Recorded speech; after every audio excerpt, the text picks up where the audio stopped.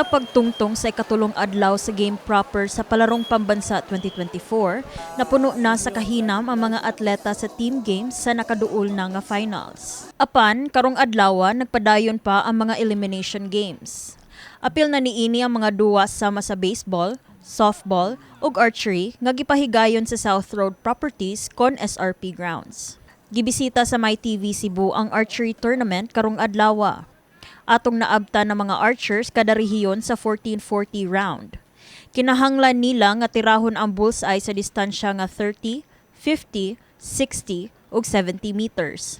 Ang midominar og nakakuha sa gold medal sa 60 ug 70 meters junior women recurve event mao ang archer gikan sa Region 7 nga si Nia Tagle. Mibutyag sab si Tagle nga midugang sa kalisod sa duwa ang pagduyog sa uwan ug huros sa hangin. I wouldn't say it was more of a technique. It was more of like a feeling where I looked to the Lord and I asked Him na kanang just be with me, and I worked hard and I just shot. I've been playing archery for I think like 5-6 years. I started when I was in 3rd grade, and it was because of my sister. I saw my sister shooting and I started shooting as well.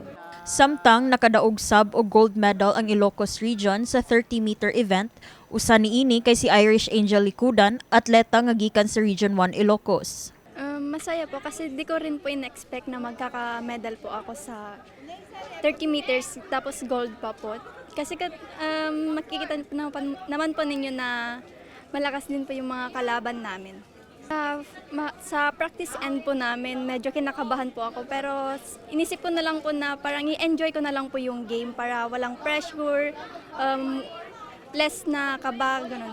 Gikan sab sa maong rehiyon ang nakaangkon sa gold medal sa 30-meter event junior men recurve kay si 𝗀𝗆𝗆 𝗀𝗆. That is good po. Tapos focus lang po sa shootings niya po. Para maka-medal din yung mga iba. Inisip ko lang yung sarili ko po. Parang hindi ko po inisip yung mga kalaro ko. Parang focus lang po ako sa shooting. Kini si Elaiza Mae Penaranda alang sa Palarong Pambansa 2024 sa MyTV Cebu.